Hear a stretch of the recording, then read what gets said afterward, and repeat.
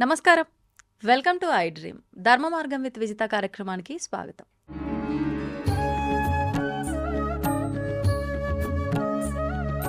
మనం ముందరే మాట్లాడుకున్నట్టు ప్రభుజీ, మంచి చెడుని కాస్త మనం కష్టం సుఖంగా మాట్లాడుకున్నాం. ఈ కష్టం అనేది రావద్దు అనుకోవాలి, వస్తే మాత్రం అది మన వంతుకు వచ్చింది, మనం భరించాల్సిందే అని. కానీ అంటే ఎవరికి వారు కష్టం అనుభవిస్తున్నప్పుడు ప్రతి ఒక్కరూ అనుకునేది ఏంటి అంటే, నేను చాలా ఎక్కువ కష్టం అనుభవిస్తున్నా, ఈ కష్టం నేనంటే పడని వారికి కూడా రావద్దు స్వామి అని చెప్పి భావిస్తూ ఉంటాము. కానీ కుంతి మాత మాత్రం నాకు కష్టాలని ప్రసాదించు స్వామి కృష్ణ అని చెప్పి అడిగింది అని చెప్పి, ఎందుకని అలా అడిగింది అంటారు? విపదః సంతుతాః శశ్వద్ తత్ర తత్ర జగద్గురు భవతో దర్శనం యస్యాత పునర్భవ దర్శనం. ఈ శ్లోకం కన్నా ముందు ఇంకోటి చెప్పాలండి. విషాన్మహాగ్నేః పురుషాద దర్శనాత్ అసత్సభాయా వనవాస కృచ్ఛ్రత మృధే మృధేనేక మహారథాస్త్రతో ద్రౌణ్యస్త్రతశ్చాస్మ హరేభిరక్షితాః. ఒకసారి కృష్ణుడు కురుక్షేత్ర సంగ్రామం అయిపోయిన తరువాత ఆయన హస్తినాపురాన్ని విడిచిపెట్టి ద్వారకా నగరానికి వెళ్తున్నాడండి. అప్పుడు వెంటనే ఉత్తరామాత పరిగెత్తుకుంటూ వచ్చింది. ఉత్తర ఎవరో తెలుసా? అభిమన్యుడి భార్య, అర్జునుడి కోడలు. అవునా? అర్జునుడి శిష్యురాలు కూడా. అర్జునుడు డాన్స్ నేర్పించాడు విరాట్ పర్వంలో, విరాట్ మహారాజ్ కుమార్తె. సో ఉత్తర అభిమన్యుడి భార్య పరిగెత్తుకుంటూ వచ్చింది. అప్పుడు ఆవిడ గర్భిణీ స్త్రీ, గర్భవతి. అభిమన్యుడు చనిపోయాడండి, యుద్ధంలో చనిపోయాడు. దారుణంగా చంపేశారు ఈ దుర్యోధనుడు, కర్ణుడు, వీళ్ళందరూ కలిపి. కానీ ఇప్పుడు ఆవిడ పరిస్థితి ఏమిటంటే, అశ్వత్థామ పాండవుల యొక్క ఆఖరి వారసుడిని చంపడం కోసం ఒక బ్రహ్మాస్త్రాన్ని విడిచిపెడతాడు. ఇప్పుడు పాండవుల ఆఖరి వారసుడు ఎక్కడున్నాడు? ఉత్తర గర్భంలో ఉన్నాడు, పరీక్షిత్ మహారాజు. అంతకుముందే అశ్వత్థామ ద్రౌపది యొక్క 5 బిడ్డలను చంపేశాడండి. పొడుగు నిద్రపోతున్నటువంటి బిడ్డలను చంపేశాడు.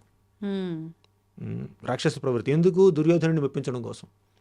సరే పాండవులు ఇప్పుడు గెలిచారు, కానీ పాండవులకు వారసులు ఉండకూడదు. నెక్స్ట్ వారసులు ఎవరు? ద్రౌపది యొక్క 5 బిడ్డలు, వాళ్ళని చంపేశాడు నిద్రపోతున్నప్పుడు. తర్వాత వారసుడు ఎవరు?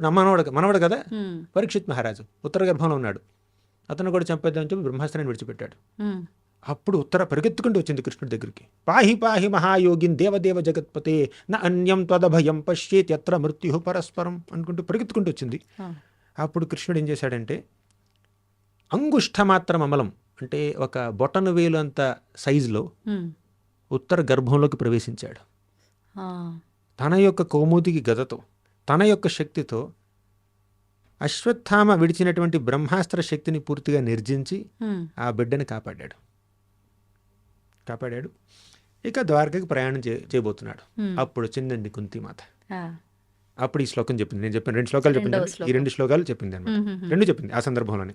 ఏమందంటే, విషాన్మహాగ్నేహ పురుషాద దర్శనాత్. స్వామి కృష్ణ, చిన్నప్పుడు భీముడి మీద విషప్రయోగం జరిగింది, అప్పుడు నువ్వు కాపాడావు. విషాన్ మహాగ్నేహే, మమ్మల్ని లాక్షాగ్రహంలో బంధించి అగ్నిలో దగ్ధం చేయాలనుకున్నారు ఈ దుర్యోధన దుశ్శాసనాదులు, అప్పుడు కూడా నువ్వు కాపాడావు. పురుషాద దర్శనాత్. పురుషాద్ అంటే మనుషుల్ని తినేటటువంటి వాళ్ళండి, క్యానిబల్స్. మనుషుల్ని, నరమాంస భక్షకులు అనమాట. అటువంటి వాళ్ళు పాండవుల్ని దాడి చేశారండి. ఎవరు? బకాసురుడు, హిడింబాసురుడు, బకాసురుడు, వీళ్ళందరూ క్యానిబల్స్ అనమాట. కానీ కృష్ణుడి దయ వల్ల భీముడు వారిని నిర్జించాడు. విషాన్మహాగ్నేహ పురుషాద దర్శనాత్ అసత్సభాయ. ఇంకా అసత్సభలో ద్రౌపది యొక్క కురుల్ని పట్టుకుని ఈ దుశ్శాసనుడు లాక్కుంటూ వచ్చాడండి. ఆ కురుసభలో అవమానించడానికి ప్రయత్నించాడు, కానీ కృష్ణుడు ఆ అవమానం జరగనివ్వకుండా ఒక చీరగా మారి ద్రౌపదిని చుట్టుముట్టి దుశ్శాసనుడి 10,000 ఏనుగులు బలం ఉన్నటువంటి దుశ్శాసనుడిని పూర్తిగా హంబుల్ చేసేసాడు అనమాట కృష్ణుడు. అంటే చీర లాగలేకపోయాడు. అవునా?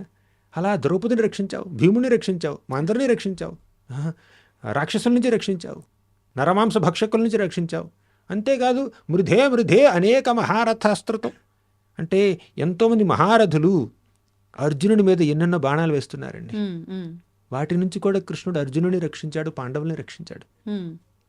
ఇప్పుడు ద్రౌణ్యస్త్రతశ్చాస్మ హరేభిరక్షితా. ఇప్పుడు నువ్వేం చేశావు? ద్రౌణి అంటే ద్రోణాచార్యుడి యొక్క బిడ్డ. ఎవరు? అశ్వత్థామ. ఇప్పుడు అశ్వత్థామ బ్రహ్మాస్త్రాన్ని విడిచిపెట్టాడు పరీక్షిత్ మహారాజుని చంపడం కోసం, ఉత్తర గర్భంలో పెరుగుతున్నటువంటి ఆ శిశువుని చంపడం కోసం. ఇప్పుడు ఉత్తర గర్భంలో ఉన్న శిశువుని కూడా నువ్వు కాపాడావు కృష్ణ. ఎన్ని కష్టాల్లో నువ్వు వచ్చి కాపాడుతున్నావు మమ్మల్ని. నువ్వు లేకపోతే మేము ఎలా బతుకుతాం? ఇప్పుడు అందండి తర్వాత మీరు అన్నమాట, కష్టాలు ఆ కష్టాలన్నీ మళ్ళీ కావాలి. ఇప్పుడు ఇన్ని కష్టాల్లో నువ్వు వచ్చి కాపాడావు కదా, ఆ కష్టాలన్నీ నాకు కావాలి మళ్ళీ. అంటే విపదః సంతు తాః శాశ్వతంగా ఈ కష్టాలు మాకు కలగాల్సిందే. విపదః సంతు తాః శాశ్వత్ తత్ర జగద్గురు. ఓ జగద్గురు, కృష్ణం వందే జగద్గురుం. ఆ కష్టాలన్నీ మళ్ళీ కలిగించు. ఏమంటుందో తెలుసా అండి, మనం అసలు అది ఊహించుకోలేం కూడా. నా బిడ్డ భీముడి మీద మళ్ళీ విషప్రయోగం జరగాలి, మమ్మల్ని మళ్ళీ నరమాంస భక్షకులు ముట్టడి చేయాలి, మా ఇంటికి మళ్ళీ నిప్పంటించాలి, మా కోడల్ని మళ్ళీ అవమానించాలి. ఇదండి ఒక రకంగా చెప్పాలంటే. ఎవరైనా కోరుకుంటుంది ఆవిడ. అవునా? విపదః సంతుతాః శాశ్వతంగా ఈ కష్టాలు ఉండని. తత్ర జగద్గురు. ఎందుకు? కష్టాలంటే ఇష్టమా? మీకు చాక్లెట్ ఇష్టం, ఇంకెవరికి దోశలు ఇష్టం, ఇంకొంతమందికి ఇడ్లీలు ఇష్టం, ఇంకొంతమందికి పిజ్జా ఇష్టం, కుంతి కష్టాలు ఇష్టం. అది కాదు ఇక్కడ మెసేజ్ ఏమిటంటే, భవతో దర్శనం యస్యాత్ పునర్భవ దర్శనం. మాకు ఎప్పుడైతే కష్టం కలిగిందో ఆ సందర్భంలో నువ్వు వచ్చి దర్శనం ఇచ్చావు మాకు. భవతో దర్శనం యస్యాత్, నీ యొక్క దర్శనం తీసుకుంటే అపునర్భవ దర్శనం. భవ అంటే ఈ భౌతిక జగత్తు. నిన్ను ఎవరైతే దర్శిస్తారో వాళ్ళు మళ్ళీ ఈ భౌతిక జగత్తుని దర్శించరు. ఇంకా మరొక జన్మ లేదు. ఇప్పుడు కష్టాల ద్వారా నిన్ను చూసే అవకాశం మాకు కలుగుతుంది అంటే కష్టాలు ఓకే మాకు. అంటే కష్టాలంటే ఇష్టం అని కాదు అక్కడ విషయం. సుఖాల ద్వారా నువ్వు కనిపిస్తే ఓకే, కష్టాల ద్వారా కనిపిస్తే ఓకే, ఒడిదుడుకుల ద్వారా కనిపిస్తావు ఓకే, నువ్వు కనిపించాలి, మీ దర్శనం కావాలి నాకు. సో కుంతిమాతకి కృష్ణుడిని చూడడం అంటే ఇష్టం, ఆయన సమక్షంలో ఉండడం అంటే ఇష్టం. తర్వాత ఏముందో తెలుసా కుంతిమాత? కృష్ణుడు కురుక్షేత్ర సంగ్రామం అయిపోయింది, పాండవులు రాజులయ్యారు. ఇప్పటి వరకు కృష్ణుడు వారికి ఇచ్చినటువంటి సపోర్టు ఇంకా అవసరం లేదు, వాళ్ళు రాజులు కదా. ఇప్పుడంటే వనవాసం చేస్తున్నారు, చాలా ఒడిదుడుకుల్లో ఉన్నారు, కష్టాలు తీరిపోయినాయి. కృష్ణుడు ద్వారకకు వెళ్ళాడు మళ్ళీ. అప్పుడు పాండవులు, ద్రౌపదీ మాత, కుంతిమాత వీళ్ళందరూ ఏమనుకుంటున్నారంటే కష్టాలు ఉన్నప్పుడే బాగుండేది, కృష్ణుడు కనిపించేవాడు. ఇప్పుడు కష్టాలే లేవు, కృష్ణుడు కూడా కనిపించట్లేదు, కాబట్టి కష్టాలు మళ్ళీ వస్తే బాగుంటాయి అనుకుంటున్నారు అనమాట. అంటే భగవంతుడిని చూడడానికి వాళ్ళు అలా ఉవ్విళ్ళు ఊరుతారు. అంటే విశ్వాసం కూడా ఉంది ఆయన మీద వాళ్ళకి. కష్టం వచ్చింది అంటే కష్టానికి మళ్ళీ తోడుగా స్వామి ఉంటాడు మాతో అని. అవును, స్వామి కష్టాలు తీర్చడానికి తోడుగా ఉండడం కాదు అక్కడ విషయం. స్వామిని చూసి అదృష్టం కలుగుతుంది అంతే. ఆయన కష్టం తీర్చకపోని మాకు అది అవసరం లేదు, అంటే దాంతో మాకు we have no interest in it. ఇప్పుడు ఉత్తరామాత అండి వచ్చింది కృష్ణుడి దగ్గరికి, స్వామి నా బిడ్డని చంపడానికి అశ్వత్థామ బ్రహ్మాస్త్రాన్ని విడిచిపెట్టాడు అని కాపాడమని వచ్చింది. కానీ ఉత్తరామాత అనుకోవచ్చు, నా భర్తని కాపాడలేదే ఈ కృష్ణుడు. కురుక్షేత్ర సంగ్రామంలో కొద్ది రోజుల ముందు అభిమన్యుడి మీద దాడి జరిగితే అభిమన్యుడిని కాపాడలేదు కృష్ణుడు. నా భర్తని కాపాడనటువంటి ఈ కృష్ణుడు ఈరోజు నా బిడ్డను కాపాడతాడా? వేరే దేవుడి దగ్గరికి వెళ్దాం అనుకోలేదండి. నువ్వు కాపాడినా కాపాడకపోయినా, నువ్వు కష్టం కలిగించినా సుఖం కలిగించినా నువ్వే మా దిక్కు. ఇదండి విశ్వాసం అంటే. విశ్వాసం అంటే కష్టాలు తీరుస్తాడు, కోరికలు తీరుస్తాడు అన్న విశ్వాసం కాదండి. కష్టాలు తీర్చినా తీర్చకపోయినా, కోరికలు తీర్చినా తీర్చకపోయినా ఆయన మీద విశ్వాసం. ఆయన ఏం చేసినా నా మంచికి. తల్లి ఆలింగనం చేసుకున్నా బిడ్డ మీద ప్రేమే, ఒక చెంపదబ్బిచ్చినా కూడా బిడ్డ మీద ప్రేమే. ప్రేమతోనే మందలిస్తుంది, ప్రేమతోనే ఆలింగనం చేసుకుంటుంది. తల్లి అలాగే తండ్రి భగవంతుడు. ఆయన కష్టాలు కలిగించవచ్చు, సుఖాలు కలిగించవచ్చు. కానీ కష్టం సుఖంతో దేవుడికి భక్తులకి పెద్ద పట్టింపు లేదండి, వారికి కృష్ణుడితోనే పట్టింపు. అందుకే కృష్ణుడు అన్నాడు, ఎప్పుడైతే మనం కష్టాన్ని సుఖాన్ని ఒక రకంగా చూడగలుగుతామో అప్పుడే మనం ఆయన్ని చేరుకోవడానికి రెడీగా ఉన్నట్టు. ఇక్కడ కష్టాలకి సుఖాలకి మనం ప్రభావితం అయిపోయాం అనుకోండి, అంటే మెటీరియల్ ప్లేన్లో వచ్చేటటువంటి హ్యాపీనెస్ డిస్ట్రెస్కి మనం గనక ఇన్ఫ్లుయెన్స్ అయ్యామనుకోండి, స్పిరిచువల్ ప్లేన్కి మనం రెడీ కాదన్నట్టు. ఇప్పుడు కష్టం వచ్చినా సుఖం వచ్చినా దాన్ని ఒకే రకంగా చూడగలిగామనుకోండి, దానికి రెడీ. వచ్చినా కథ చెప్తాను. చిన్నప్పుడు నేను 10th క్లాస్ ఎంత చదువుతున్నాను. మా పిన్ని కూతురు ఉంది, 5 ఏళ్ళ పిల్ల. అప్పుడు మేము షాపింగ్కి వెళ్ళామన్నమాట. వెళ్తే అక్కడ ఒక మొబైల్ ఫోన్ చూసింది. ఆ మొబైల్ ఫోన్ ఎలా అంటే ఒక కీ నొక్కితే 1 నొక్కితే ఒక పాట వస్తుంది. పూర్తి పాట కాదు, జస్ట్ ఒక చిన్న క్లిప్పింగ్ అనమాట, పల్లవి. 2 నొక్కితే ఇంకో పాట, 3 నొక్కితే ఇంకో పాట, 4 నొక్కితే ఇంకో పాట, 5 నొక్కితే ఇంకో పాట, అలా పాటలు. అవునా? అప్పట్లో స్మార్ట్ ఫోన్స్ లేవండి, నోకియా ఫోన్ ఉండేది, కొత్తగా వచ్చింది అనమాట. నోకియా ఫోన్, అది బ్లాక్ అండ్ వైట్ అనమాట. కానీ ఇది చాలా అట్రాక్టివ్గా ఉంది పిల్లకి. 50 రూపాయలు అప్పట్లో. కావాలంటుంది. మా పిన్నేమో కొన్న అంటుంది. అవునా? కానీ ఈ పిల్ల ఏడుస్తుంది, 5-6 ఏళ్ళ పిల్ల అంతే, ఏడుస్తుంది, నాకు కావాలి అంటుంది. కానీ లేదు, నువ్వు నొక్కి అందరిని నిద్రపాటు చేస్తావు, నువ్వు 2 రోజులు ఫోన్ పాడు చేస్తావు, ఆ ఫోన్ బాగున్నంత వరకు మన నిద్రపాటు చేస్తావు. ఓకేనా? కాబట్టి నీకు అక్కర్లేదు, కామన్. అలా అని చెప్పి శాంక్షన్ చేయలేదన్నమాట. చేయకుండా షాప్ నుంచి బయటకు వచ్చి ముందుకు వెళ్ళిపోతుంది. ఈ పిల్లని నాకు విడిచిపెట్టారనమాట. నేను ఈ పిల్లని ఓదార్చాలి, నా పని. రోడ్డు మీద ఇక భయంకరంగా సీన్ చేస్తుంది ఈ పిల్ల. నేను స్టూడెంట్ని, నా దగ్గర డబ్బులు ఏమిటి, నేను ఎలాగ ఏం చేయలేను. వెళ్ళి చెప్పాను, పిన్ని ఇచ్చేద్దాం ప్లీజ్, కొనేద్దాం అని అంటే సరే అని నా మొహం చూసి శాంక్షన్ చేసింది అనమాట మా పిన్ని. మళ్ళీ షాప్కి వెళ్ళాం. ఓకేనా? ఇప్పుడు కొంచెం కళ్ళు తుడుచుకుని ఇక స్టార్ట్ చేస్తుంది అనమాట. ఏం చేద్దాం? వాడు పెట్టాడు ముందుగా, ఒక రెడ్ ఫోన్ పెట్టాడు, పింక్ ఫోన్ పెట్టాడు, ఎల్లో ఫోన్ పెట్టాడు, బ్లూ ఫోన్ పెట్టాడు, బ్లాక్ ఫోన్ పెట్టాడు, ఇవన్నీ ఫోన్లు పెట్టాడు అనమాట. ఇప్పుడు ఈ పిల్ల ఏం చేయాలో అర్థం కావట్లేదు. రెడ్ తీసుకోనా, బ్లూ తీసుకోనా, పింక్ తీసుకోనా? కానీ తల్లికి ఏమిటి, రెడ్ తీసుకున్నా, పింక్ తీసుకున్నా, బ్లూ తీసుకున్నా 50 రూపాయలు ఇవ్వాలి షాప్ వాడికి. వచ్చే పాటలు అవి ఏదో ఒకటి. కానీ విషయం ఏంటంటే, ఇప్పుడు ఒక బ్లాక్ ఫోన్ తీసుకుంటే ఈ పిల్లకి కష్టం కలుగుతుంది, బాధ.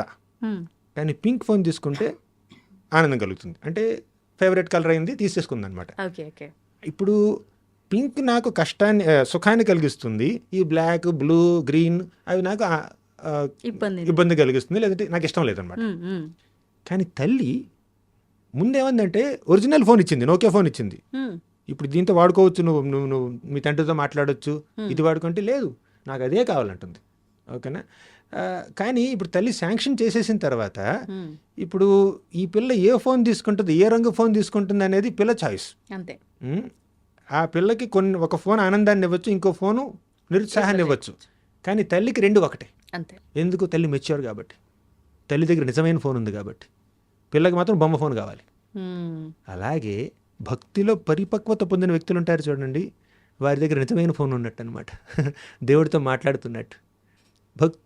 భక్తి మార్గంలో లేని వాళ్ళు ఉంటారు చూడండి, వాళ్ళు నాకు ఈ కష్టం వద్దు, సుఖం కావాలి, కన్ఫ్యూజన్, ఇది ఆనందం, ఇది ఆనందం కాదు అని వాళ్ళు దీన్ని ద్వంద్వాలు అంటారండి. కష్టం, సుఖం, గెలుపు, ఓటమి, మంచి, చెడు అంత భౌతికమేనండి. అది పింక్ ఫోన్ అయినా, ఎల్లో ఫోన్ అయినా అది ఫోన్ కాదు, బొమ్మది అంతే. ఇది నిజమైన ఫోన్. అలాగే కష్టమైన సుఖమైనా ఈ ప్రపంచంలో, అది డబ్బు అయినా, పేదరికమైనా, లేక ధనం ఉన్నా కూడా అదంతా తాత్కాలికమే. కష్టం, సుఖం ఈక్వల్. ఎలా ఈక్వల్? 2 తాత్కాలికం కాబట్టి. కృష్ణుడు ఏమన్నాడు? దుఃఖాలయం అశాశ్వతం అన్నాడు. ఈ ప్రపంచమే దుఃఖాలయం, దుఃఖాలకి నెలకొలువు, అశాశ్వతం. ఇందులో ఉన్న కాస్తో కుస్తో సుఖం కూడా అది అశాశ్వతం. కొంచెం గ్రాస్గా చెప్పాలి అంటే ఒక ఆయన ఏమన్నారంటే, ఈ ప్రపంచంలో ఉన్నది ఒక 40% సుఖం మూత్రత్యాగం ద్వారా జరుగుతుందన్నమాట. ఇంకో 40% సుఖం మలత్యాగం ద్వారా. అంటే ఎవరైతే ఈ మలమూత్ర త్యాగం చేస్తారో, అంటే అందరూ చేస్తూ ఉంటారు, అవునా, అప్పుడు జరిగే రిలీఫ్ ఇంకా దేంట్లో దొరకదు అనమాట. అంటే అది చేసే అవకాశం లేకపోతే లోపల చాలా బాధపడతారనమాట. ఇప్పుడు అది ఎమర్జెన్సీలో ఉన్న వ్యక్తులకి మీరు కొత్త ఐఫోన్ తీసుకొచ్చి ఇచ్చినా, ఒక కొత్త నెక్లెస్ తీసుకొచ్చి ఇచ్చినా, లేదు ముందు నేను బాత్రూమ్కి వెళ్ళాలి, తర్వాత ఇవన్నీ అలా అంటారా? అలాగే ఈ ప్రపంచంలో పెద్ద సుఖం లేదండి. ఉన్న కాస్త కుస్త సుఖాలు కూడా చాలా తాత్కాలికమైనటువంటి సుఖాలు.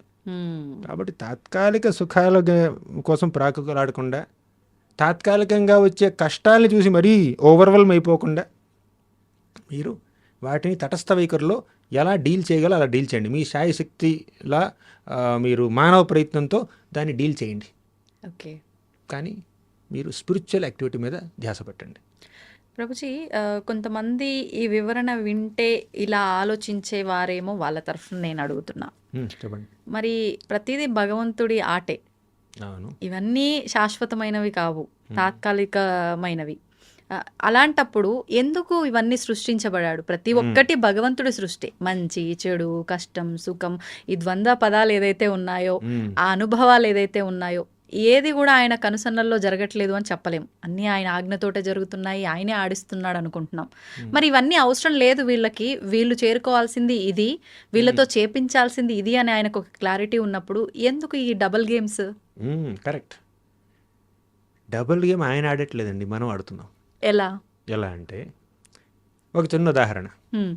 సూర్యుడు ఉదయిస్తున్నాడు, మీరు సూర్యుడిని చూస్తూ నిలబడ్డారు. ఏం కనిపిస్తుంది? కాంతి కనిపిస్తుంది. అవును. కానీ మీ వెనుకేముంది? పొడుగాటి నీడ ఉంది. అవునా? మీరు గనక సూర్యుడిని చూడకుండా సూర్యుడికి వెన్ను చూపించి ఇటు చూశారనుకోండి, ఏం కనిపిస్తుంది? నల్లటి నీడ కనిపిస్తుంది. సూర్యుడి వైపు తిరిగితే చక్కగా దేదీప్యమానంగా వెలిగిపోయేటటువంటి ప్రకాశం కనిపిస్తుంది అనమాట. ఇక్కడ వెలుతురు, ఇక్కడ నీడ, నల్లటి నీడ, చక్కగా బంగారు కాంతిలో వెలిగిపోతున్నటువంటి సూర్యుడు. ఏది చూడాలనేది మీ స్వేచ్ఛ, మీ చాయిస్, మీకు ఆ ఫ్రీడమ్ ఉంది. ఇప్పుడు భగవంతుడు సర్వస్వతంత్రుడు, ఆయనలో మనం అంశలం కాబట్టి మనకి కూడా కాస్త స్వాతంత్రత ఉండండి. ఆ స్వాతంత్రతతో, స్వేచ్ఛతో, ఫ్రీడమ్తో, ఫ్రీ విల్తో, మైన్యూట్ ఇండిపెండెన్స్తో మనం మంచిని స్వీకరిస్తే మంచి జరుగుతుంది, చెడుని స్వీకరిస్తే చెడు జరుగుతుంది. దానికి ఆయన బాధ్యుడు కాదండి. ఓకే. ఇప్పుడు మీరు సూర్యుడిని చూస్తే మీరు వెలుతురుని చూస్తారు, వెలుతురు కనిపిస్తుంది. సూర్యుడికి వెన్ను చూపిస్తే నీడ కనిపిస్తుంది. నాకు నీడ కనిపిస్తుంది, నల్లగా నీడ కనిపిస్తుంది, అంత సూర్యుడితో తప్పండి కుదరదుగా. వెనకాల నీడ ఎందుకుంది? సూర్యుడు మీ వెనకాల ఉన్నాడు కాబట్టి మీ ఎదురుగా నీడ కనిపిస్తుంది. సూర్యుడు మీ ముందున్నాడు కాబట్టి మీ వెనకాల నీడ ఉంది. అంటే నువ్వు ఎటు స్టాండ్ తీసుకోవాలనే నిర్ణయం నీకు ఇచ్చేశాడు భగవంతుడు. కరెక్ట్. ఇప్పుడు నీడ మీ వెనకాల ఉండాలంటే, చీకటి మీ వెనకాల ఉండాలంటే మీరు ఆయన్ని చూడాలి. చీకటి మీ ముందు ఉండాలంటే ఆయనకి వెన్ను చూపించాలి. కానీ ఈ ఎటు నించోవాలి, నేను ఎటువైపు స్టాండ్ తీసుకోవాలి అనే నిర్ణయం కూడా నాకే ఫ్రీడమ్, మీరన్న ఆ మైల్యూట్ ఫ్రీడమ్ నాకే ఇచ్చాడా భగవంతుడు? కర్త కర్మ క్రియ అన్ని భగవంతుడే అంటారు, ఆయన చేతుల్లో లేదా? ఆయన చేతుల్లో ఉంది. ఒకవేళ ఆయన చేతుల్లో మనల్ని ఫ్రీడమ్, మనల్ని మంచినే చూస్ చేసుకునే విధంగా ఆయన మనల్ని ప్రభావితం చేయొచ్చు, కానీ చేయడు. ఎందుకంటే అలా చేస్తే మనం మెషిన్లు అవుతామండి, మనుషులు అవ్వం. ఇప్పుడు ఈ యంత్రాలం అవుతాం. కరెక్ట్. ఇప్పుడు దీనికి ఉంది, ఈ కెమెరా ఉంది మీకు ఎదురుగా, దీనికి చాయిస్ లేదు. ఆయన కెమెరామెన్ ఎయిట్ తిప్పితే అటే, దాని ద్వారా తిరగలేదనమాట. ఒకవేళ కొన్ని కెమెరాలు దాని నుంచి అది తిరుగుతూ ఉంటాయి, సీసీ కెమెరాలు, అది కూడా ప్రోగ్రామ్ చేశారనమాట. అంటే అవి స్వేచ్ఛతో తిరగట్లేదు, ప్రోగ్రామ్ చేశారు. స్వేచ్ఛని జీరో చేసేసి ఎవరో కంట్రోల్ చేస్తున్నారు, ప్రతి కదలికని కంట్రోల్ చేస్తున్నారు. అవునా? అలా మన యొక్క ప్రతి కదలికని, ప్రతి ఒక్క ఆలోచనని, ప్రతి కోరికని, ప్రతి మనోభావాన్ని భగవంతుడు కంట్రోల్ చేశాడు అనుకోండి, మనం మనుషులం కాదు, మనం వ్యక్తులం కాదు, మనం మనుషులం అయిపోతాం. కాబట్టి భగవంతుడు మనకి స్వేచ్ఛనిస్తాడు. ఇప్పుడు ఒక చిన్న ఉదాహరణ అండి. ఒక చిన్న బిడ్డ ఉన్నాడు, తల్లి బర్త్డే వచ్చింది, వెంటనే వెళ్ళాడు, కొంచెం అలా గార్డెన్లోకి వెళ్ళి 4 చెట్ల దగ్గర నుంచి పువ్వులు కోసాడు, ఆకులు కోసాడు, ఒక బొకేలా కట్టాడు. చిన్న పిల్లాడు, 5 ఏళ్ళ పిల్లాడు, తనకు తెలిసిన విధంగా బొకేలు కట్టి తీసుకొచ్చి తల్లికిచ్చాడు. ఎంత ఆనందిస్తుందండి, ఎంత ఉప్పొంగిపోతుంది. ఇప్పుడు ఆ బిడ్డ కోసుకొచ్చినటువంటి పువ్వులన్నీ తల్లే పెంచింది, బిడ్డను కూడా తల్లే కంది, తల్లే పెంచింది. కానీ ఆ బిడ్డ తన యొక్క స్వేచ్ఛని, తన యొక్క మైన్యూట్ ఫ్రీడమ్ని వాడుకుని తల్లికి నేను ఈ గిఫ్ట్ ఇవ్వాలి బర్త్డే రోజు అన్నటువంటి ఆలోచన తనకు తానుగా కలిగింది కాబట్టి తల్లి ఎంత ఆనందిస్తుంది, ఉప్పొంగిపోతుంది. కానీ ఇప్పుడు ఆ బిడ్డకి ఆలోచన లేదు. తండ్రి అన్నాడు, వెళ్ళి నువ్వు మీ అమ్మకి బొకే ఇస్తావా లేదా? నేను 4 తన్ని వెళ్ళి బొకే ఇవ్వు అంటే ఆ రకంగా బొకే తీసుకొచ్చి పిల్లాడు ఇచ్చాడు అనుకోండి, అప్పుడు తల్లి స్వీకరించడానికి ఏమైనా ఇష్టపడుతుందా? తీసుకోవచ్చు, కానీ ఆ మొదటి కేసులో ఉన్న ఆనందం ఈ కేసులో ఉండదు. ఎందుకు? తల్లికి సేవ చెయ్యాలి, నా ప్రేమని తల్లికి ఇలా వ్యక్తపరచాలి అన్నటువంటి కోరిక తనకి స్వతహాగా కలిగింది, తర్వాత లేదు. అలాగే మనం మంచి మార్గాన్ని పాటించాలి అన్నటువంటి కోరిక మనలో స్వతహాగా కలిగింది అనుకోండి, దేవుడు ఆనందిస్తాడు. అలా స్వతహాగా కలగకుండా మనల్ని ఫోర్స్ చేసి ఆ మార్గాన్ని పాటించే విధంగా చేశాడు అనుకోండి, ఇప్పుడు ఆ ఫోర్స్డ్ సర్వీస్లో ఆయనకి ఎటువంటి ఆనందం లేదు. ఇప్పుడు నాకు మంచినీళ్ళు కావాలంటే ప్రేమతో ఇచ్చాడు అనుకోండి ఆయన, నేను స్వీకరిస్తాను. బాటిల్ చేసి నా మొహన కొట్టాడు అనుకోండి, నాకు తాగాలనిపించదు. అలాగే భగవంతుడు ఫోర్స్ఫుల్గా ఎవరి దగ్గర నుంచి సేవని అందుకోడండి, మనకు స్వేచ్ఛనిస్తాడు. మంచి ఏదో చెడు ఏదో చెప్తాడు, చాయిస్ నీదే. నీకు ఫ్రీడమ్ ఉంది, నీకు ఫ్రీడమ్ ఇచ్చాను, మంచి ఏమిటి చెడు ఏమిటి నాలెడ్జ్ ఇచ్చాను. నాలెడ్జ్ అండ్ ఫ్రీడమ్ ఇస్తాడనమాట. ఆ ఫ్రీడమ్తో ఆ నాలెడ్జ్ని మనం వాడుకోవాలి. కానీ ఫ్రీడమ్ని మిస్యూజ్ చేసుకుని నాలెడ్జ్కి ఎగెయిన్స్ట్గా మనం వెళ్ళామనుకోండి, అదే ఇంకేం చేస్తాం మనం. ప్రభుజీ, ఈ స్వేచ్ఛ భగవంతుడి భక్తుడికి మధ్య ఉండే స్వేచ్ఛ చాలా బాగుంది. నిజంగా నీ లైఫ్ని ఒక మంచి మార్గంలో తీసుకెళ్ళి ఆయన్ని చేరుకోవడానికి ఒక మంచి అవకాశం. అది అలా భావించిన వాళ్ళు మీరు అన్నట్టు వెలుగుగా తీసుకుంటారు, అలా భావించిన వాళ్ళు చీకటిలోకి వెళ్ళిపోతారు. ఇది పక్కన పెడితే ఈ స్వేచ్ఛ పిల్లల విషయంలో, తల్లిదండ్రుల విషయంలో, ఈ సమాజం విషయంలో కొన్ని రకాలుగా స్వేచ్ఛ బాగుంది, కొన్ని రకాలుగా దుర్వినియోగం పాలైపోయి ఇబ్బందులకు గురిచేస్తుంది. ఏ రకంగా ఉండాలంటారు ఈ స్వేచ్ఛ ప్రస్తుతం? అందుకే మన శాస్త్రాల్లో కొన్ని నియమాలు ఉంటాయి. ఇప్పుడు కృష్ణుడు భగవద్గీతలు ఏమన్నాడండి, మొదట్లో మొత్తం కర్మయోగం చెప్పాడు, జ్ఞానయోగం చెప్పాడు, ధ్యానయోగం చెప్పాడు, తర్వాత భక్తి యోగం చెప్పాడు. ఇక భగవద్గీత అంతా చక్కగా చెప్పి చివరిలో ఏమన్నాడు, యథేచ్ఛసి తథాకురు అర్జున, నీకేం కావాలంటే అది చేయి అన్నాడు. స్వేచ్ఛనిచ్చేశాడు. కానీ స్వేచ్ఛ ఇచ్చే ముందు ఎంతో జ్ఞానాన్ని ఇచ్చాడు. యుక్తాహార విహారస్య యుక్త చేష్టస్య కర్మసు. ఆహారం తీసుకున్నామంటే ఒక నియమం ప్రకారం తీసుకో, ఏది పడితే అప్పుడు ఎప్పుడు పడితే అప్పుడు తినొద్దు. యుక్తాహార, యుక్తి వాడి ఆహారాన్ని స్వీకరించు. విహారస్య, రిక్రియేషన్, ఎంటర్టైన్మెంట్ కూడా ఇక రోజంతా ఎంటర్టైన్మెంట్ కాదు, దానికి కూడా ఒక రెగ్యులేషన్ ఉండాలి. యుక్త ఆహార విహారస్య యుక్త చేష్టస్య కర్మసు. పని కూడా ఇక వర్కహాలిక్స్ ఉంటారు కదా, 24 గంటలు పని చేస్తూనే ఉంటారు, అలా కాదు, ఒక రెగ్యులేషన్ ఉండాలి చెప్పాడు కృష్ణుడు. యుక్త ఆహార విహారస్య యుక్త చేష్టస్య కర్మసు యుక్త స్వప్నావబోధస్య. నిద్ర కూడా ఒక రెగ్యులేటెడ్గా ఉండాలి. నిద్ర తగ్గిపోయింది అనుకోండి ఫంక్షన్ చేయలేం. నిద్ర మరీ ఎక్కువైపోయింది అనుకోండి ఇక సోమర్తనం వస్తుంది, మొత్తానికే చేయలేం, అసలే చేయలేము. అలా ఒక రెగ్యులేషన్ ఉండాలి మనం చేసే పనిలో. ఇప్పుడు రెగ్యులేషన్ ఉండాలి అని చెప్పి కృష్ణుడు చెప్పాడు, జ్ఞానం ఇచ్చాడు. కానీ చివరిలో ఏమన్నాడు, యథేచ్ఛసి తథాకురు, నీ ఇష్టం. రెగ్యులేషన్ ఉంటే మంచిదని నేను చెప్తున్నాను, కానీ రెగ్యులేటెడ్గా నువ్వు ఉండనని నువ్వు అనుకుంటే నీ ఇష్టం, అది పద్ధతిలా ఉండాలి, తర్వాత ఏం చేస్తావో నీ ఇష్టం, అంతే. యథేచ్ఛసి తథాకురు, ఆ స్వేచ్ఛనిచ్చాడు. అలాగే ఇప్పుడు తర్వాత ఏమన్నాడంటే, అనుద్వేగకరం వాక్యం సత్యం ప్రియహితం చేయత్ స్వాధ్యాయాభ్యసనం చైవ వాంగ్మయం తప ఉచ్యతే అన్నాడు. అంటే ఎదుటివారికి ఉద్వేగం కలిగించకుండా మాట్లాడు, సత్యం చెప్పు, శాస్త్రాల్ని అధ్యయనం చెయ్యి, ఈ విధంగా నీ యొక్క వాక్శక్తిని వినియోగించన్నాడు. కానీ కొంతమంది వాక్శక్తిని ఇంకో రకంగా వినియోగించారనుకోండి, ఎదుటివారిని నిందించడానికో లేదంటే బాధించడానికో ఇంకేదో పిచ్చి పిచ్చి పనులు చేయడానికో చేశారనుకోండి, అది వారి యొక్క స్వేచ్ఛ. ఇప్పుడు స్వేచ్ఛనిచ్చాడు, జ్ఞానాన్ని కూడా ఇచ్చాడు.